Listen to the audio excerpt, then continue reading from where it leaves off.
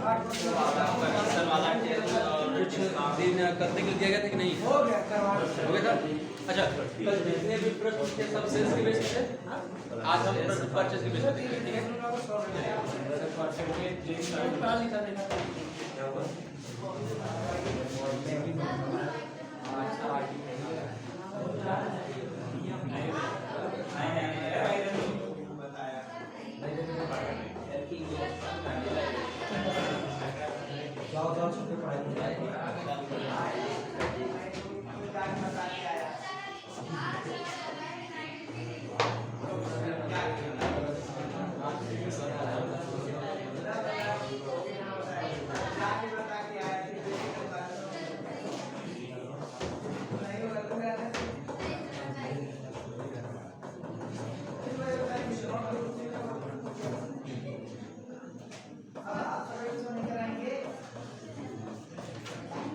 देखिएगा, कल जितने पहले हमारे डिस्काउंट समझ लेते हैं।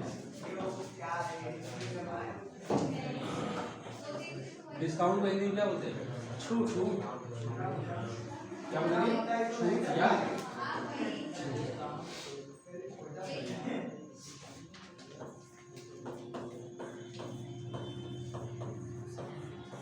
या रियायत मतलब राहत, ठीक है? ध्यान दीजिएगा। डिस्काउंट दो प्रकार का होता है। पहला आपका होता है क्या? Rate discount. दूसरा होता है कैश। रेट मतलब व्यापारिक छूट, और कैश मतलब क्या होता है? नगदी छूट। ठीक, रेट में आपका परसेंटेज मिल जाएगा और कैश में परसेंटेज और रुपया दोनों मिल जाएगा। और ध्यान दीजिएगा कि ट्रेड डिस्काउंट की अकाउंटिंग एंट्री नहीं होती है। अभी आप कौन सा अकाउंटिंग का? तो ट्रेड डिस्काउंट की अकाउंटिंग एंट्री नहीं होती है क्योंकि परसेंटेज में यहाँ भी दिया गया और परसेंटेज यहाँ भी दिया गया है। तो आपकी जब भी अकाउंटिंग में जब डिस्काउंट की बात होगी तो कौन सी डिस्काउंट की बात होगी? कैश, और कैश में दोनों आते हैं, परसेंटेज और रुपया दोनों आते हैं। तो कल आपको जो डिस्काउंट बताया गया था वो किसमें बताया गया था? परसेंटेज वाले में ना, 10%, 12%। आज देखेंगे तो आज किसमें बताया जाता है? 200 रुपया डिस्काउंट। यानी कि अब आपको डिस्काउंट निकालने की जरूरत नहीं है, डायरेक्ट आपको अमाउंट बता दिया कितना? 200। ठीक है। अच्छा, अगर ट्रेड डिस्काउंट की बात करें तो ये सिर्फ सेल्स के प्रमोशन के लिए यूज किया जाता है। जैसे मान लीजिए कि आप अक्सर देखते होंगे आपको जैसे 70% ऑफ चल रहा है, 80% ऑफ चल रहा है मॉल वगैरह में, तो वो क्या होता है? आपका एक प्रकार का व्यापारिक छूट होता है, सिर्फ वो सेल्स के प्रमोशन के लिए, लुभावने के लिए कि हमारे यहाँ लोग ज़्यादा से ज़्यादा खरीदने के लिए। ठीक है। अगर बात करें कैश तो किसी में आपका देखेंगे सामानों पर 10%, 12% छूट होता है, तो किसी में रुपए में बोलते हैं कि 40 पे छोड़ देंगे या 50 पे छोड़ देंगे। तो अगर रुपए की बात होगी तो वो क्या हो जाएगा? रुपये में आ जाएगा, और परसेंटेज की बात होगी तो वहाँ पर आपको 10%, 12% की बात करेगा। ठीक। व्यापारिक छूट की परिभाषा छठी, ये सारे डिफिनेशन आपको लिखवाए जाएंगे जब थ्योरीज का लिखवाया जाएगा, तो सारे डिफिनेशन लिखवाए जाएंगे। अभी व्यापारिक छूट का मतलब ये है कि ऐसा छूट जिसमें हमें एग्जैक्ट अमाउंट यानी कि फ्रेश वैल्यू की जानकारी नहीं होती है, बस इतना पता होता है कि डिस्काउंट मिल रहा है। जैसे बोल दिया जाएगा 500 का 10% आपको क्या मिल जाएगा? छूट मिल जाएगा। तो ये आपको सिर्फ ये पता चला कि हाँ डिस्काउंट मिल रहा है, एग्जैक्ट वैल्यू मालूम चल रहा है नहीं। लेकिन अगर नकदी छूट की बात करें तो ऐसा छूट जिसमें आपको एग्जैक्ट वैल्यू, फ्रेश वैल्यू मालूम चल जाए। जैसे मान लीजिए कि 500 पर आपको 50 रुपये क्या मिल जाएगा? छूट मिल जाएगा। तो ये आपको फ्रेश वैल्यू मालूम चल गया। तो ये हमारा क्या हो गया? ये रुपए का हो गया, और ये क्या हो गया? परसेंटेज हो गया। ठीक। तो यहाँ पर जो दिया गया है कि रौनक से उधार सामान खरीदा 4500 का, जिस पर 200 रुपये डिस्काउंट और 10% टैक्स लगा था। तो यहाँ पर जो डिस्काउंट है ये आपको फ्रेश वैल्यू मालूम चल गया, लेकिन जो 10% टैक्स है ये हमें निकालना पड़ेगा, और किसके बेस पर निकलेगा? 4500 रुपये से। ठीक है। तो ये वाला अभी फिलहाल इसको नोट मत करिएगा। ठीक, इसको हम आगे लिखा देंगे। देखिए, और यहाँ पर आपको कल एक चार्ट बनाया गया था जिसमें आपको बताया गया था कि परचेज आपको क्या होता है? ठीक है। अगर परचेज पर टैक्स लग गया तो इसमें भी किसमें जाएगा? ठीक है। अगर परचेज पर डिस्काउंट आ गया, और डिस्काउंट देखिए, डिस्काउंट एक या आर मतलब क्या? रिसीव, और एक मतलब क्या? अलाउ। जैसे मान लीजिए कि अगर आप सेल कर रहे हैं और किसी को आप डिस्काउंट देंगे तो डिस्काउंट आपने क्या किया? उसको अलाउ किया। ठीक। अगर आप परचेस कर रहे हैं और आपको डिस्काउंट मिल गया तो आप क्या करें, डिस्काउंट रिसीव कर रहे हैं तो आपको डिस्काउंट प्राप्त हुआ है, तो परचेज पर डिस्काउंट क्या होगा आर, और ये क्या आ जाएगा आपका सी आर। क्लियर है? ये आपको कल चार्ट बता दिया गया था। अब बात करते हैं यहाँ पर कि रौनक से उधार सामान हमने क्या किया है, परचेज किया है, और परचेज कितने किया है 4500, क्योंकि परचेज किसमें आएगा डीआर में आएगा। उसके बाद यहाँ पर डिस्काउंट की बात कर रहा है, क्योंकि परचेज पर डिस्काउंट किसमें जाता है जी सीआर में, तो यहाँ पर मान लीजिए डिस्काउंट आर कितना 200, तो 4500 में से 200 कितना बचेगा 4300। इतना हम देने वाले थे, लेकिन आगे बोला गया कि 10% टैक्स भी लगाए, तो अब अगर 10% टैक्स इस पर निकालेंगे तो फिर आपका डिफरेंट आ जाएगा। हमें जब भी परसेंटेज चाहे डिस्काउंट हो चाहे टैक्स हो वो हमें किस पर निकालना है, उसके मूल अमाउंट पर निकालना है। तो 4300 के बेस पर न निकाल के हम किस पर निकालेंगे 4500, कितना आएगा 450, वो क्या है आपका टैक्स है। और टैक्स परचेज बताया गया कि जब भी टैक्स आएगा किस में लिखाएगा डीआर में लिखाएगा, तो यहाँ पर ये हो जाएगा आपका सीआर और ये डीआर। टैक्स आपका देखिए टैक्स हमेशा जुड़ता है, डिस्काउंट में क्या होता है माइनस होता है, 450 में जोड़ दिया 4200 में 450 जोड़ दिया,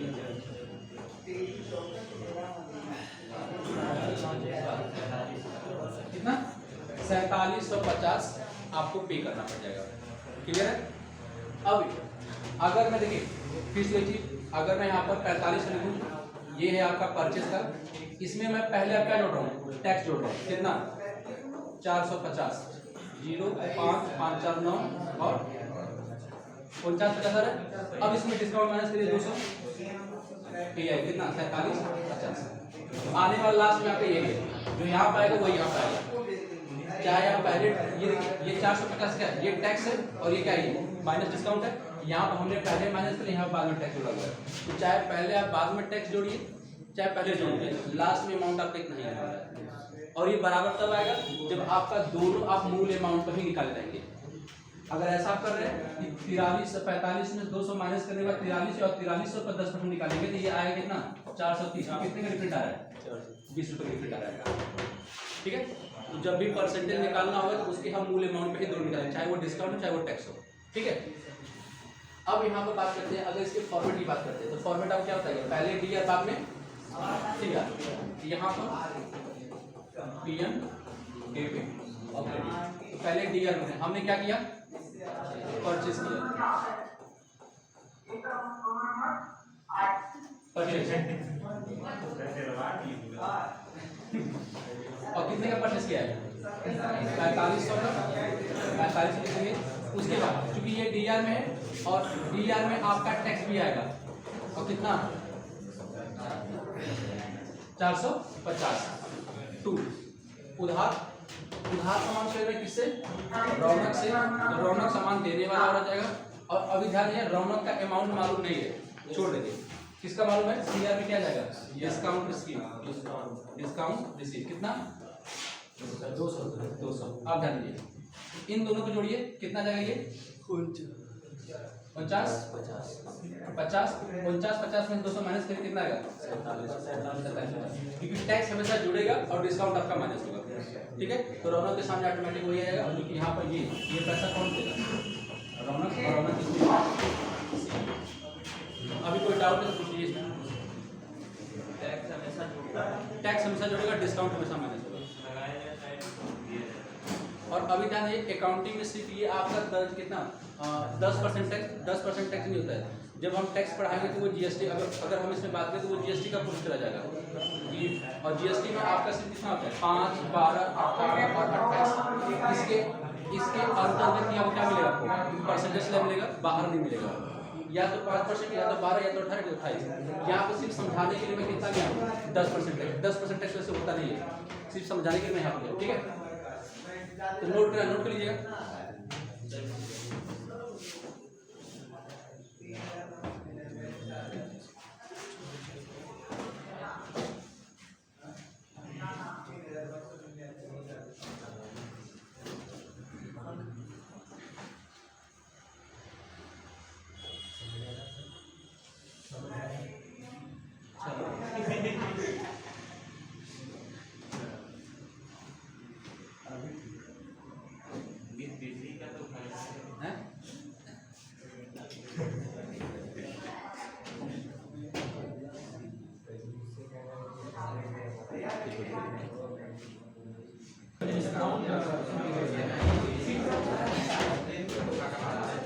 देखिए कितने लोग आ गया, एक पीछे 2 3 दिखाया जी, 4 5 6।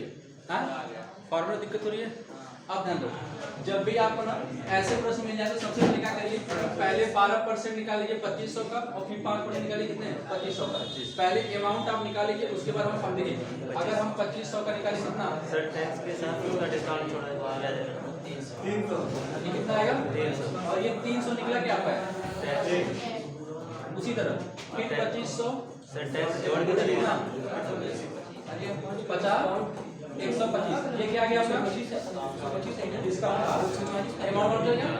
अमाउंट मालूम चलने के बाद आपको यहाँ पर प्रॉफिट बता दिया गया था, आपका परचेज क्या होगा डीआर, अगर टैक्स लगे तो क्या होगा डीआर, अगर डिस्काउंट इस पर तो क्या लगेगा सीआर। क्लियर। फॉर्मेट में लिखने के लिए सबसे पहले हम क्या लिखते हैं डीआर यानी कि परचेज, और परचेज के अमाउंट कितना बोला गया है 2500। उसके बाद टैक्स भी आपका डीआर में है, यहाँ पर टैक्स लिख लेंगे, और आपने टैक्स का अमाउंट निकाल लिया कितना 300, यहाँ लिख लेंगे 300। ये आपका डीआर का पक्ष, ये आपका सीआर 2। अच्छा उधार है, किससे उधार है मोहित, सामान देने वाला कौन है मोहित, और मोहित का भी अमाउंट नहीं मालूम है छोड़ देंगे, लेकिन आपको डिस्काउंट आर यानी कि एबीसी यानी इसका अमाउंट आपको मालूम है, डिस्काउंट आर कितना 125, तो 2500 प्लस 300 कितना होगा 2800, और 2800 में से 125 माइनस करें कितना आएगा 26।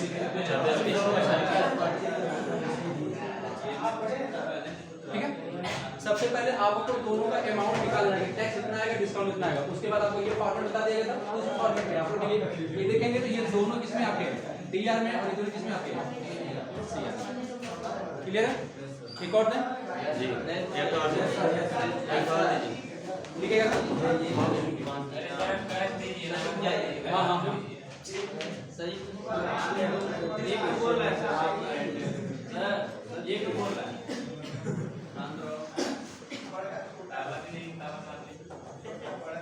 मैं देता हूँ।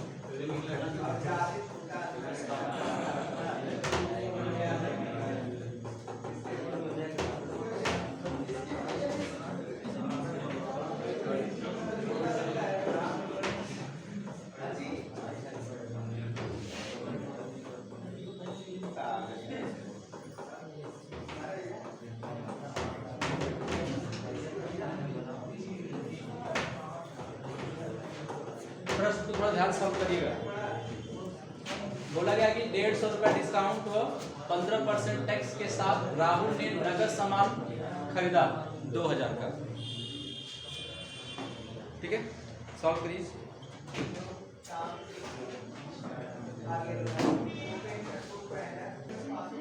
देखिए यहाँ पर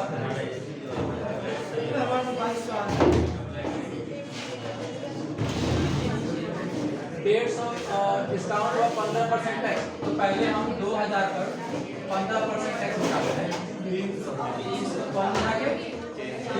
और ये 300 क्या है आपका और टैक्स क्योंकि देखिए ध्यान देगा यहाँ पर हम क्या राहुल ने सामान खरीदा कौन हमने क्या किया और सेल्स क्या होता है आपका अब ध्यान दीजिए हमने क्या किया सेल्स किया और सेल का अमाउंट कितना है 2000 और सेल्स क्या होता है आपका सीआर और इस पर आपका टैक्स आ गया है तो टैक्स आदमी मिल जाएगा कितना मिलेगा 300 कितना चाहिए 2300 और ये भी क्या जाएगा सीआर। लेकिन अगर सेल्स पर आपका डिस्काउंट है और वो भी डिस्काउंट कैसा हो जाएगा डिस्काउंट एक तो किसमें जाएगा आपका डीआर में कितना 150 माइनस कितना आएगा ये आएगा ये रहेगा ना।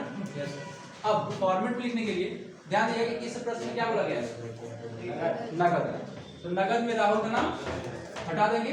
यहाँ पर डीआर में क्या आएगा आपका कैश, ये आपका पीएन ये आपका डेबिट और ये आपका क्रेडिट। कैश अभी नहीं मालूम है छोड़ दीजिए ठीक। यहाँ पर डीआर में और क्या आपका है डिस्काउंट ए, लेकिन डिस्काउंट ए आपको पैसा मालूम कितना 150 2 आपने क्या किया और सेलिंग अमाउंट मालूम कितना 2000 और सेल्स में और क्या टैक्स आपका कितना टैक्स 300 कितना आ जाएगा 2300। 2300 में से 150 माइनस कर कितना आएगा? ये तो है क्लियर हो गया? क्या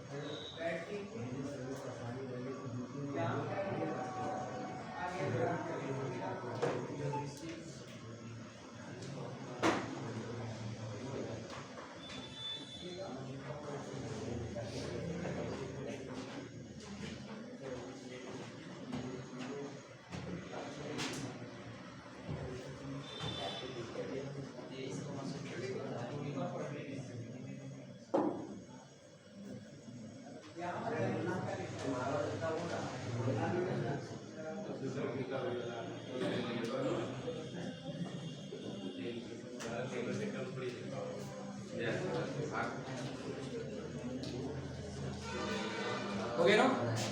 अब हम एक बात बताइए, जैसे मान लीजिए कि अगर कोई भी चीज सामान आप खरीदने जा रहे हैं और उसका MRP 600 रुपये है, दुकानदार ने क्या किया कि 100 रुपया छोड़ दिया, आपको सामान कितने में पड़ गया? वो 500 में।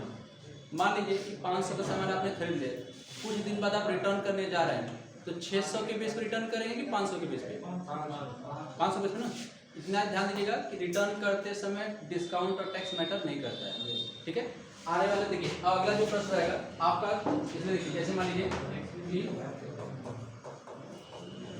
रोहित से उधार सामान खरीदा 1500 का, जिस पर, अच्छा अभी तक जितने भी प्रश्न हैं सब में आपका डिस्काउंट और टैक्स आ रहा था। हो सकता है कि सिर्फ डिस्काउंट दे दे या सिर्फ टैक्स दे दे, तब कैसे करेंगे? सेम फॉर्मेट रहेगा, डिस्काउंट नहीं दे तो उसको छोड़ देंगे, ठीक है? बाकी तरीका वही रहेगा। तो जिस पर आपका 150 रुपये क्या लग गया टैक्स और 50 रुपये क्या मिल गया?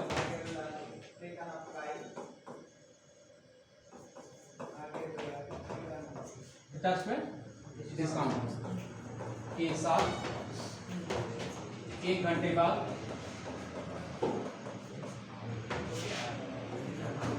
300 का सामान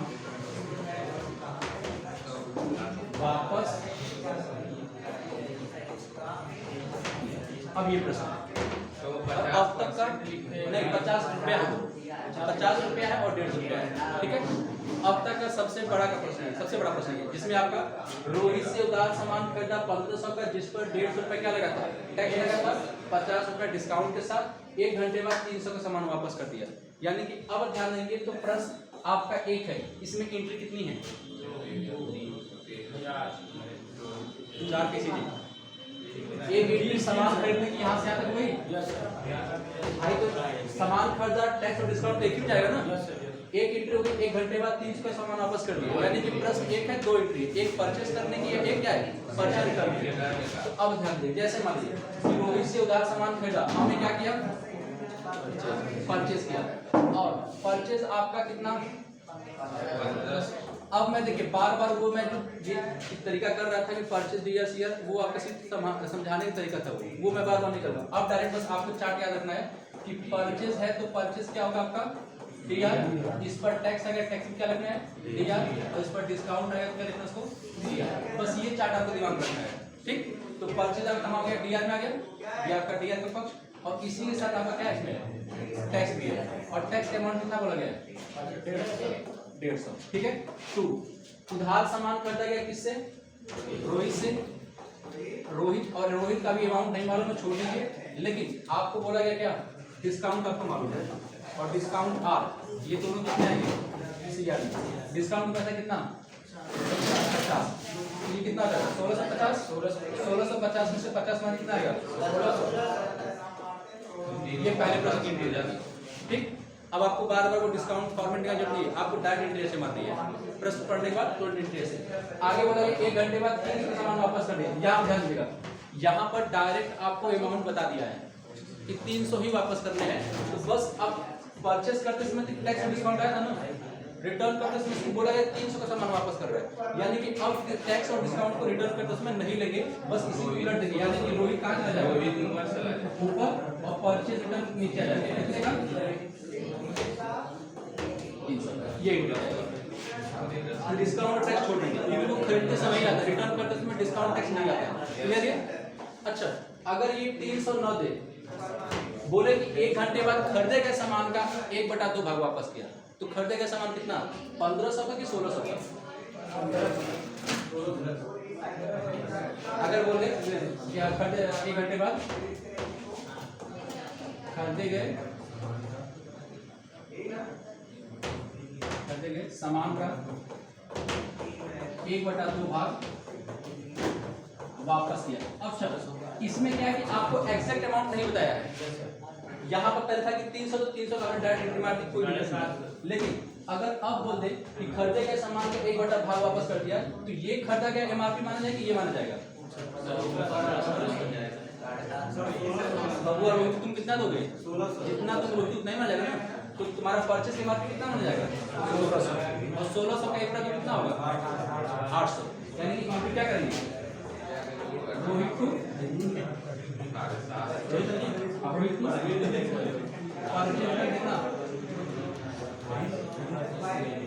800,